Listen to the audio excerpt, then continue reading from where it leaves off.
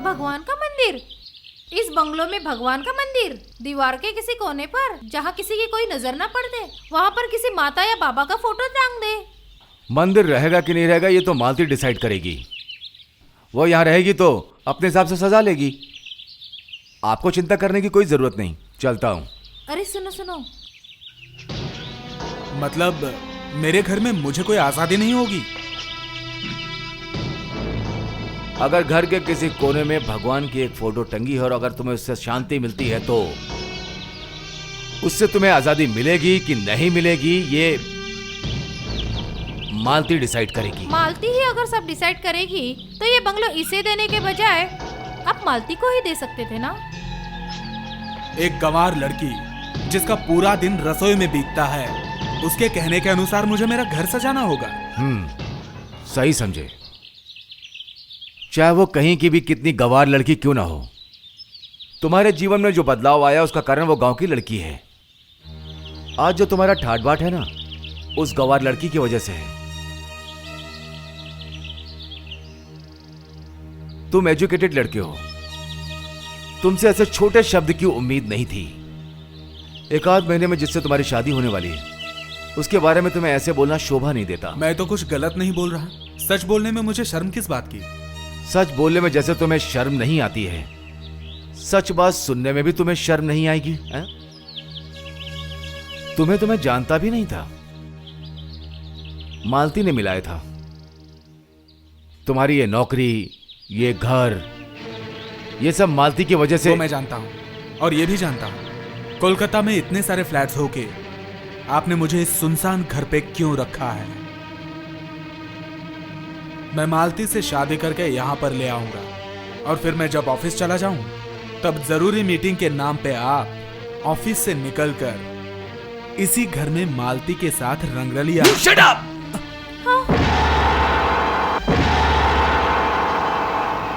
मालती के बारे में तूने एक भी शब्द गंदा बोला तो तुझे कंपनी से बाहर कर दूंगा। सर, आलोक अभी परमानेंट हो गया है। आप भले ही कंपनी के बॉस हो, पर लाख कोशिश करने के बाद भी आप आलोक को कंपनी से निकाल नहीं सकते। एक औरत होकर दूसरी औरत का सर्वनाश करने में तुम्हें शर्म नहीं आती? मैंने उसका सर्वनाश नहीं किया, बल्कि उसे सर्वनाश से बचाने की कोशिश कर रही हूँ। गांव की एक सीधी सादी गरीब लड़की को गांव से उठाकर शहर के इस बंगले में क्यों कैद करना चाहते हो? एक लड़की होकर मैं ही समझ सकती हूँ। Miss Chakraborty, you are going too far. आप अपनी मर्यादा का उल्लंघन कर रही हैं। मर्यादा वो नहीं, आप पार कर रहे हैं। What do you mean? आपने मुझे नौकरी दी है, मेरी जिंदगी नहीं खरीदी। मुझे किस तरह से जीना है, किससे शादी करूं, इसे आप तय नहीं कर सकते और मैं सुनने वाला भी नहीं। आपने मुझे नौकरी दी है, इसके लिए मैं आपका आभारी हूं। इसलिए मेरे कमरे में मुझ पर आपने हाथ उठाया, मैंने कुछ नहीं कहा। इसके बाद आपने फिर कभी मुझ पे हाथ उठाया तो आप सोच लेना कि मेरे पास भी दो हाथ हैं। ये हाथ जुल्म के खिलाफ उठना चाहते हैं। मैं जानता हूं तुम्हारे दो हाथ हैं। मालती के साथ पहली बार जब तुम मेरे ऑफिस में आए थे उस दिन भी दोनों ही हाथ थे, जिसे जोड़कर तुमने मुझे नमस्कार किया था। मालती के साथ तुम्हारा हाथ को मिलाने के लिए 7 दिन के अंदर तुम्हारे हाथ में मैंने कलम थमा दी थी। उस हाथ से वाउचर पर साइन करके तुमने पैसा लेना शुरू किया था। अपनी पहली कमाई से तुमने अपने परिवार के लिए कुछ किया। कुर्ता पजामा छोड़ के टाई बांधने के लिए दोनों हाथ का इस्तेमाल किया। कंपनी के रजिस्टर से भले ही यूनियन तुम्हारा नाम काटने ना दे, तुम्हारे शरीर में लगे दोनों हाथ को काटने के लिए तुम्हारे यूनियन से परमिशन लेने की जरूरत नहीं है। Mind it.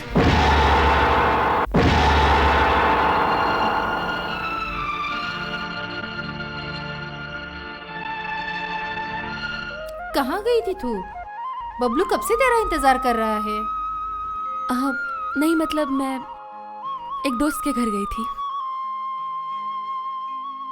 सुनो, कल तुम मेरे ऑफिस में आ जाना।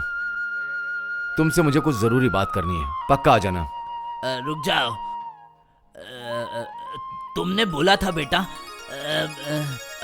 आलोक परमानेंट हो जाए तो तुम इन दोनों की शादी मैंने सुना है कि आलोक परमानेंट हो गया और तुम्हारे फ्लैट में रह रहा है, तो फिर शादी की तैयारी करें।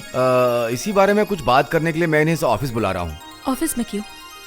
जो कहना है यही कहिए। यहाँ पर मतलब यहाँ ठीक है, तुम दोनों बात करो, मैं बाहर जाता हूँ। चलो भाग्यवान।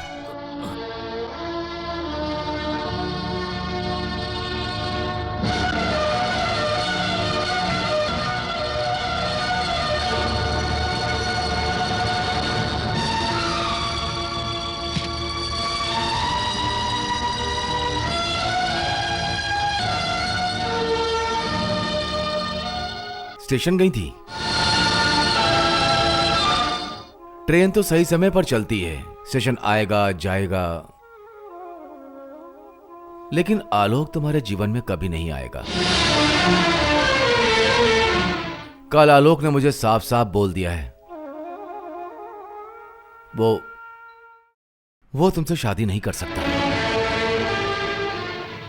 मैं आप पे विश्वास नहीं करती। आज विश्वास मत करो, लेकिन एक दिन विश्वास जरूर करोगी। मुझे लगता है उसे नौकरी देके मैंने गलती कर दी है। और मेरी गलती ये थी कि आपके ऑफिस में उसे ले आना। उस दिन मैं समझ नहीं पाई, लेकिन आज समझ पा रही हूँ क्यों इतनी जल्दबाजी में आपने उसे नौकरी दी थी। नौकरी दी थी तुम्हारी भलाई के लिए, ताकि वो तुम्हें। नहीं, नौकरी आपने मेरे लिए नहीं दी थी। आपने नौकरी दी थी अपने मतलब के लिए। मेरे मतलब के लिए? हाँ, आपको शायद याद होगा, पहली बार उसे जब आपके ऑफिस में लेके आई थी मैं, तब मजाक मजाक में आपने उससे बहुत पैसों का लालच दिया था ताकि वो मुझे छोड़ के चला जाए, और वो राजी नहीं हुआ था। लेकिन आप शातिर निकले। पैसों का लालच देने के बावजूद भी वो आपके जाल में नहीं फंसा, इसलिए आपने उसे नौकरी देके मुझसे दूर कर दिया। ये तुम क्या कह रही हो मालती? सही बोल रही हूँ। तब आप मुझे पाने के लिए इतने बेचैन हो गए थे कि उस दिन आप ये बात भूल गए कि एक दिन मेरे पिताजी ने आपको सड़क से उठा लिया था, समझे? जिसने आपकी जान बचाई है, उस देवता समान आदमी के बेटी के साथ जिंदगी के साथ खिलवाड़ करते हुए शर्म नहीं आई? आपने आलोक को जानबूझ के अपने पिए के साथ फंसाकर उसको बदनाम करने की कोशिश की। मैंने फंसाया था? रहने दीजिए, और नाटक करने की जरूरत नहीं। ये बात बिल्कुल सच है। उन दोनों को मिलने जुलने में आसानी हो, इसलिए आपने अपनी सफेद कलर की मारुति गाड़ी तक उन्हें दे डाली। ये सब तुमसे किसने कहा? इंसान के माथे के नीचे उसकी नाक होती है इंद्र जी, इसलिए जिसका माथा जला हुआ हो उसकी खुशबू उसके नाक तक जरूर पहुंच जाती है। मेरी एक दोस्त ने उन दोनों को आपकी गाड़ी से उतर के एक होटल में जाते हुए देख लिया था। आपने मेरी जिंदगी को जला के खाक कर दिया है इंद्र जी, और आप भले आदमी का ढोंग करके मुझ पर एहसान करने आए हो। एक बात साफ सुन लीजिए, जिस कामना के साथ आपने मेरा सर्वनाश किया है, वो आपकी कामना कभी पूरी नहीं होगी। मैं कोई बाजारू गुड़िया नहीं हूँ, समझे इस बात को, जो आप पैसे देके मुझे खरीद ले। आप पैसे से मेरे पिताजी को बेवकूफ बना सकते हैं, लेकिन मुझे नहीं बना सकते। मालती, उस दिन ऑफिस में मैंने आपके पैर छू के कहा था आपसे कि मैंने आज साक्षात जीते जागते शिव जी को प्रणाम किया। उसी दिन मुझे समझ लेना चाहिए था, शिव तो आखिर पत्थर का ही होता है। नहीं समझ पाई मैं इस भले आदमी के अंदर कितना बड़ा शैतान छुपा है। हाँ? मैं कल ही आलोक के पास जा रही हूँ। आपके लालच की खातिर मैं अपने प्यार की कुर्बानी नहीं दे सकती, समझे? मालती, मैंने तुम्हें स्वर्ग का पता देने की कोशिश की थी। उस नरक का पता। आपके लिए आलोक का वो फ्लैट नरक हो सकता है, लेकिन मेरे लिए वो स्वर्ग है। आप मुझे बता दीजिए। मैं कह रहा हूँ मालती। कुछ मत कहिए, बस सिर्फ पता दे दीजिए। दो, एक कागज दो।